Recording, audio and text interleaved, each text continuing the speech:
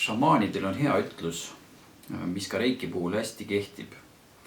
Energia koondub sinna, kus on tähelepanu.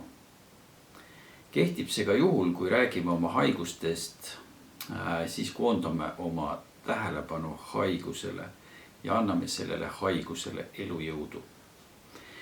Üldjuhul on tervenemisprotsessi tühistajaks just tegevusmõtte tasandil, kui patsient mõtleb edasi tundest ja tunnetab, kuidas ta end haiguse ajal tunneb. Sellega luuakse tagasi haiguse sümptomid, sest see, mida me mõtleme, selle me ka alati tunnetuslikult esile kutsume. Meie ise loome enda tervisliku seisundi, mitte teadlikult, aga võime endale korraliku häda kaela kutsuda. Haigused ei käi mööda linna otsimas nõrku inimesi, kellel on jopehõlmad eest lahti, et sealt sisse hüpata ja siis oma elu seal elama hakata. Meie mõtleme ja lubame meile sisendada, et on olemas ravimatuid haigusi, mida on võimalik ainult keeruliste raviprotseduuridega ravida. Me ise loome enda tervise ja me ise oleme ka oma õnne loojad. Millest mõtled, seda ka lood.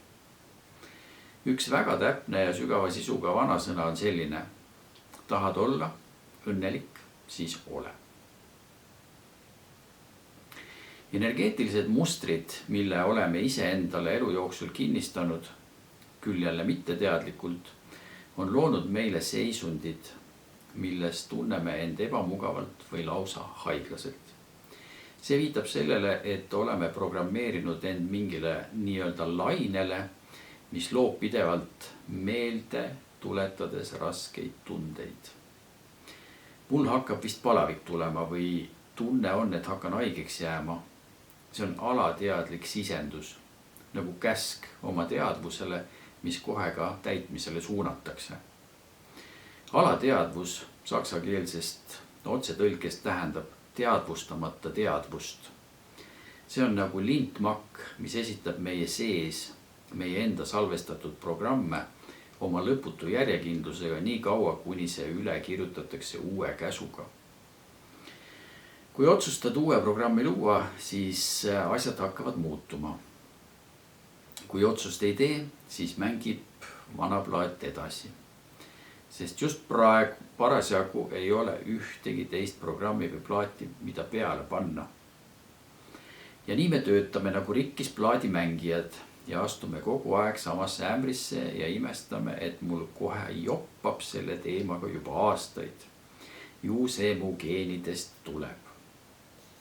See geenide jutt on aga nagu uus plaat geenidele vigase programmi külge pookimisest ja see läheb ka kohe mängimisele. Ning mõne aja pärast ollakse täiega veendunud, et selle mõtte paikapidavusest ja sellest hakkabki looma konkreetse veaga geeni meie oma normaalsest geenist. Programm hakkab ise end sisse töötama.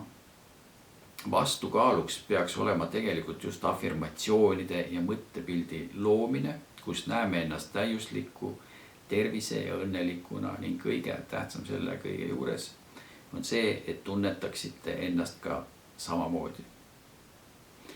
Reiki-seanssidega saab need mõttemustrid osaliselt kustutada ja toimub nihe teadvuses positiivsema maailmapildi poole. Osaliselt tähendab see seda, et vanast teadvuse mustrist saab alles 3 nädalaga lahti, kui sellele uuele mustrile põhjalikult keskenduda. Reiki ülemmeister Mikao Usui, suur õpetaja, on oma reiki meetodi kohta öelnud nii. Reiki on salajane meetod õnne kutsumiseks ja vaimne arstim kõikide haiguste puhuks. See tähendab, et tema kinnituse põhjal on kõiki haigusi võimalik vaimselt ravida. Doktor Usui nimetas kõige tähtsamaks inimese organismis hinge, mille kese asub südame piirkonnas. Hing on kehaga ühendatud närvisüsteemi kaudu, mille tähtsaim osa on peaaju. Kui inimene on pidevas stressiseisundis, siis toimub ajus muutus närvirakkudes, mille tagajärjel muutub ajust närviring, ja nii-öelda peakompuutrist edastatakse innervatsioon uude kohta, mille tagajärjel õige koht jääb infost ilma ja mingi teine koht saab rohkem või vähem informatsiooni. Sellest ongi tekkimas ka ületalitluse ja alatalitluse häired.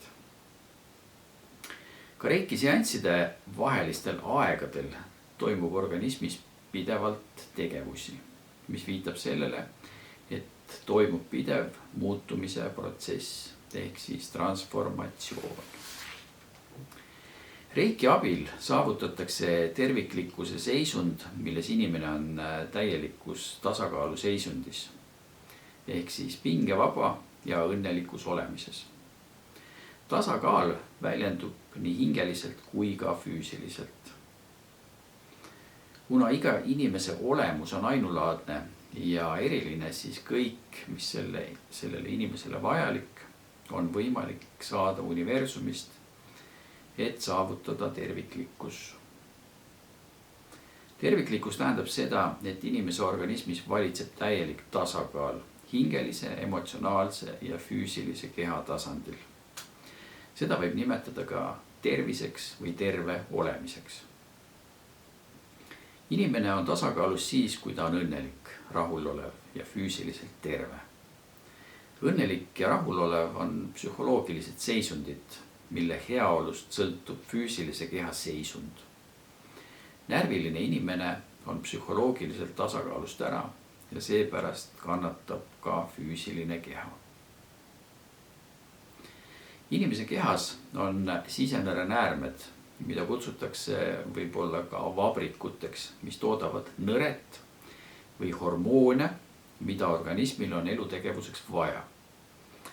Stressivabas olemises töötab organism 100%. Kui üks sisenerenääre stressi tagajärjel oma tootmist aeglustab, pidurdavad ka teised näärmed oma tegevust. Kuid võib juhtuda ka see, et tekib ületootmine. Mõlemal juhul tunneb inimene end ebameeldivalt. Ületalitlus ja alatalitlus tähendabki sisuliselt seda, et organismis on segadus ja toimuvad sisenerenäärmete tootmise nii-öelda siis probleemid, kas siis liiga vähe või liiga palju. Selleks, et organism tasakaalu saada, ongi parim meetod reiki. Sellel energial on oma sageduslik ulatus, mis võimendab inimese energiat ja annab jõudu keha iseeneslikuks korrastamiseks. Võime siis öelda, et reiki ei korrasta otseselt, vaid on jõud, mis organismi tugevdab ja aitab nii-öelda keha tervenemisele viia. Energia on siis tegelikult sama, mis on informatsioon.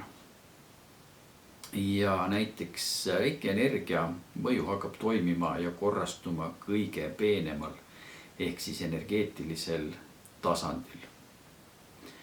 Reiki energia näeb välja nagu säravvalge valgus, mis sisaldab valguse kõige väiksemaid osakusi. Ja need osakesed on valguse footonid, mida võib tunda nii kiirgusena, soojusena kui siis ka võnkumisena. Selle kohta on teaduslikke uuringuid, mida huvilised võivad siis internetist ka ise otsida. Ja mida siis Reiki kliiniku näitel, millega me siis tegelikult saime nagu tegeleda, kui kunagi Reiki kliinik veel toimis. Ehk siis on olnud juhuseid, kus sai ka kurja vaimu välja aetud. Siis põhiline, mis oli siis nagu igapäevane tegevus, oli hingevalude leevendamine.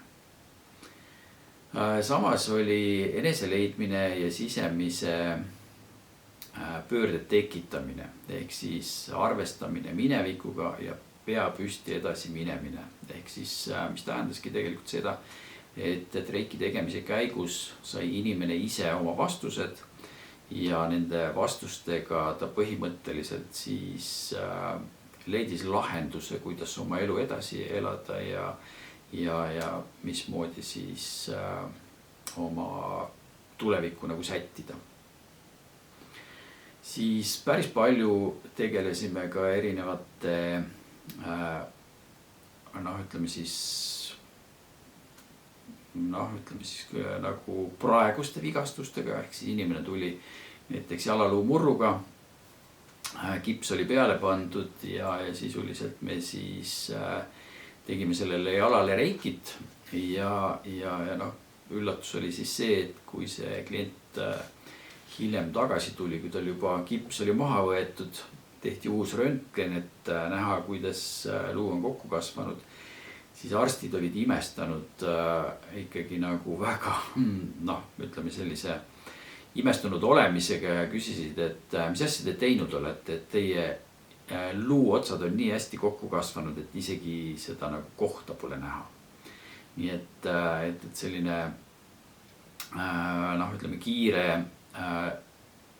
sekkumine aitas tegelikult organismil väga hästi näiteks ka luu kokku kasvatada. Ja oli ka hästi palju selliseid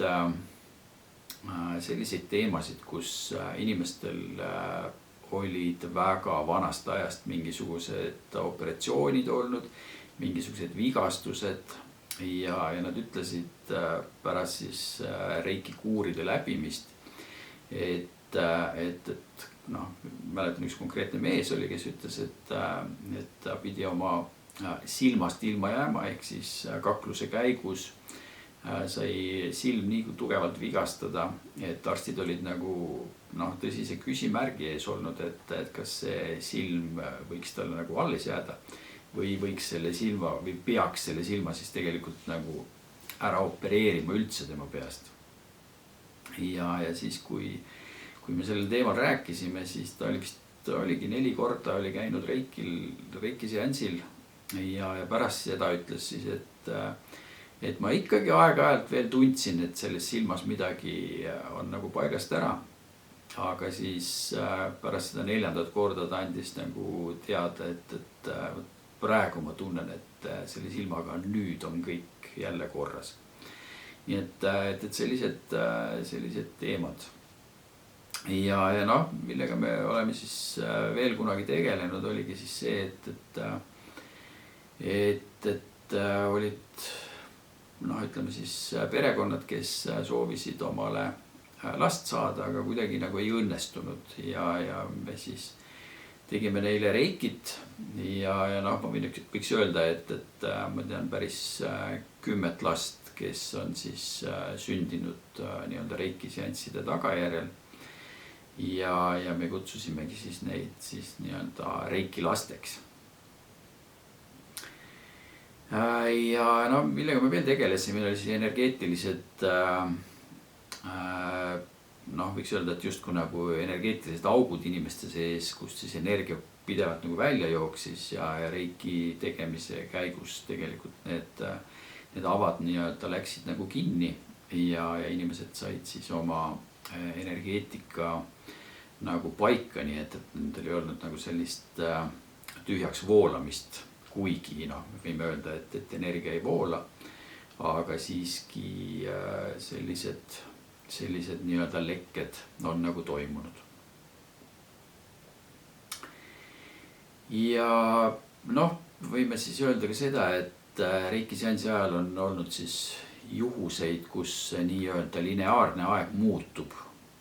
Ja huvitav oli siis jälgida, et erinevate inimeste puhul erinevatel aegadel erinevates positsioonides, kuhu me reikit tegime, kuidas 5-minutine nii-öelda aeg nagu venis nagu kordades pikemaks, ehk siis et kui reiki positsioonis hoitakse käsi, ütleme 5 minutit, eri juhtudel ka nagu kauem, siis aeg-ajalt tekkis tunne, et see 5 minutit on nagu 15 minutit, nii et selles mõttes see ajaline nihkumine oli päris nagu tuntav.